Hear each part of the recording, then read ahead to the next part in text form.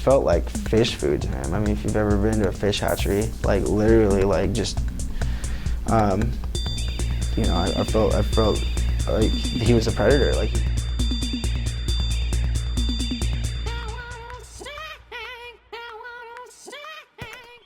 My first encounter with John Paulk was at 24 Hour Fitness, Hollywood District in Portland, Oregon. Actually, the first time he actually saw me, I found this out later, was I was on an elliptical, and anyway, he approached me and had a proposition that he ran a high-end catering company, which he did. It was a nice high-end catering company.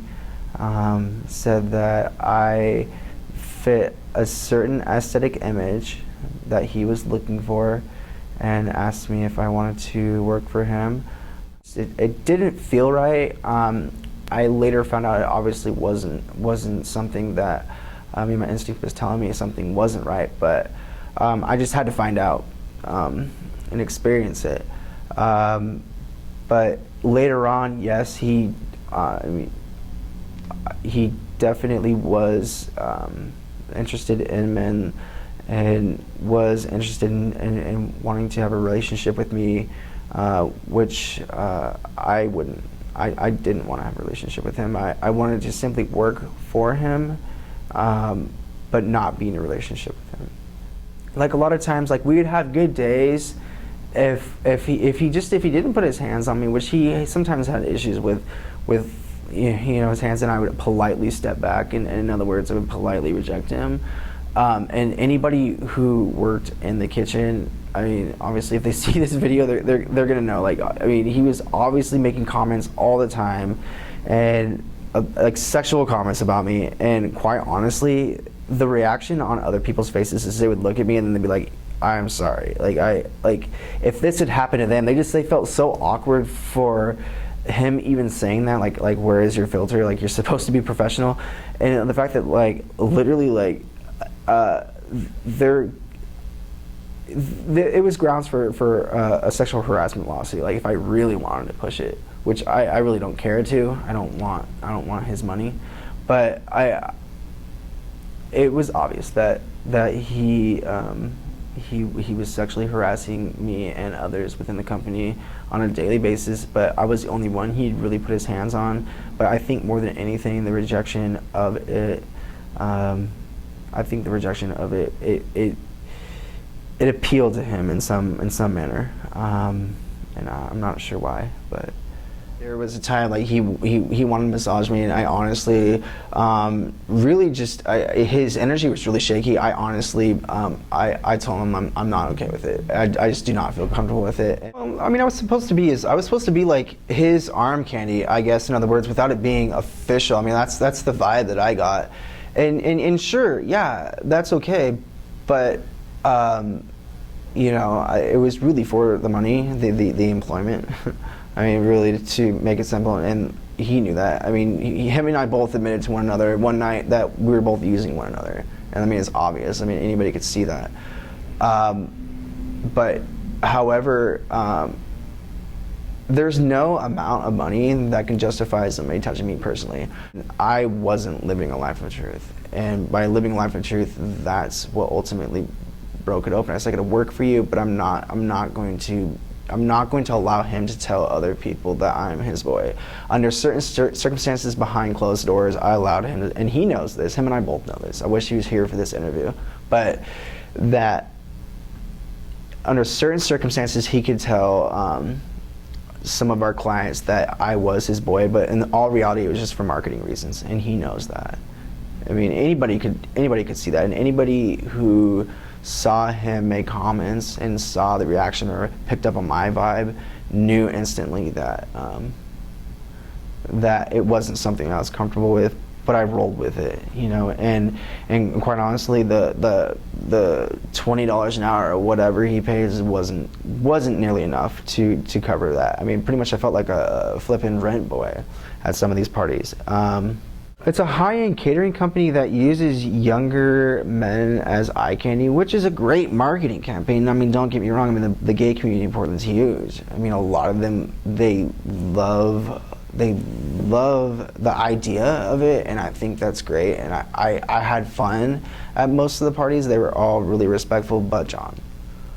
You know, because he had something to prove. There was this ego that was overcoming him that had to be with this young looking man or whatever. I mean, I don't know what the heck he saw in me, but you know, to each their own, you know. And it was just for the money, you know, and anybody could see that. I was pretty much just there to appease his ego and his pride, like as arm candy, in other words, without it being stated like that. I mean, that to me, just arm candy just seems really tacky. You shouldn't have to pay somebody to hang around you. I mean, that's just it's just a rule number one. That, I mean, that's just, it's shady from the get-go.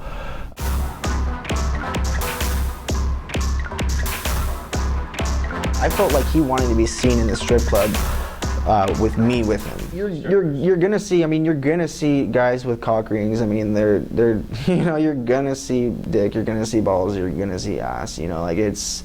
I mean, it's a full out nude, and most of them. I mean, they're not shy. I mean, it's a full out nude. You're gonna see. You're gonna see it all. Yeah, he was dating one of the strippers for a while. He said it was to like get back at me and make me jealous, but I mean, honestly, like. That would have been, like, if that would have worked out, that would have been a blessing in disguise, to tell you the truth. Like, totally a blessing in disguise. But I think that everything that's happened up until now, obviously, was divine in some way, because if it wouldn't have worked out, I probably wouldn't have been in contact with you. Most likely, we wouldn't have been making this video. I didn't even like even really being around him that much, like being in his presence that much. As long as like I had a few drinks and he wasn't putting his hands on me, I could deal with it.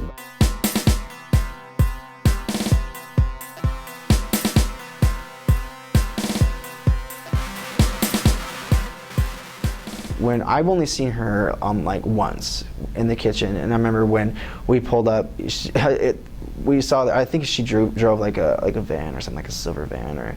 But I remember seeing a van there, and he goes, "Oh shit, Anne's here." I'm like, he's like I was like wearing like some of like the Tiffany jewelry that she given him, like the one, like she sees this video, she's gonna know, like it's the necklace one. Like he's like, "Here, take off the necklace," and I like took off the rings and stuff.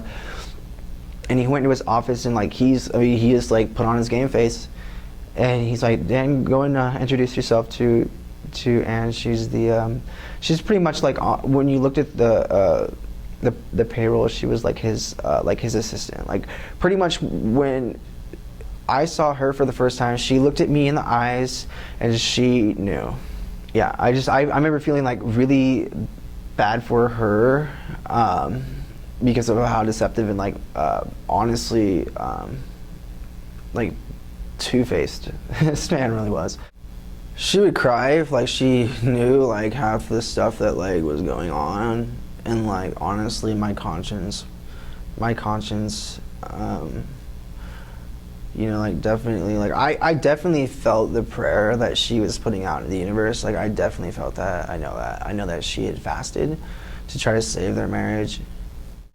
So like and I guess what's kind of a mystery to me is I could see that the marketing approach that they took was genius. Like in hiring young, good-looking male-only servers. But yeah, I would think that like that would be a red flag. I guess is, you know, or maybe she had so much trust in him. He's a fantastic actor. Fantastic actor. Master manipulator, obviously.